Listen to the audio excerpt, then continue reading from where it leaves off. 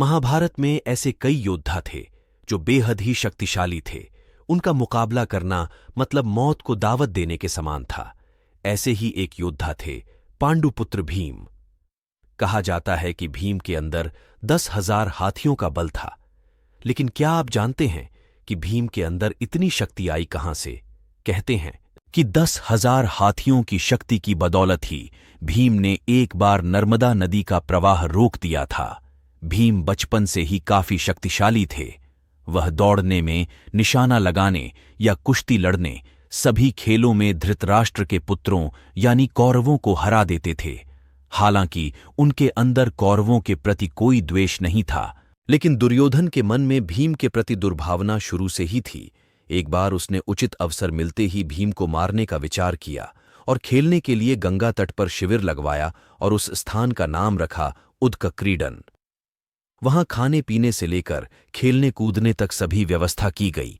दुर्योधन ने 5 पांडवों को भी वहां खेलने के लिए बुलाया और एक दिन मौका पाकर उसने भीम के खाने में जहर मिला दिया। जब भीम ये विषभरा खाना खाकर बेहोश हो गए, तब दुर्योधन ने दुशासन के साथ मिलकर उन्हें गंगा में फेंक दिया। भीम मूर्छित अवस्था में ही पानी के रास्ते नागलोक पहुंच गए।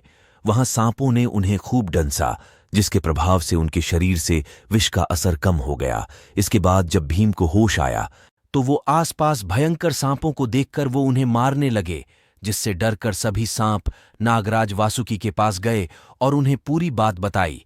सारी बातें जान लेने के बाद नागराज वासुकी आर्यकनाग के साथ खुद भीम के पास गए। वहां जाते ही आर्यकनाग ने भीम को पहचान लिया। दरअसल आर्यकनाग भीम के नाना थे। इसके बाद वो भीम को अपने साथ नागलोक ले गए। वहां उन्होंने नागराज वासुकी से भीम को उन कुंडों का रस पिलाने की आज्ञा मांगी जिसमें हजारों हाथियों का बल था। बाद में नागराज वासुकी ने इसकी आज्ञा दे दी और तब भीम 8 कुंडों का रस पीकर एक दिव्य शैया पर सो गए।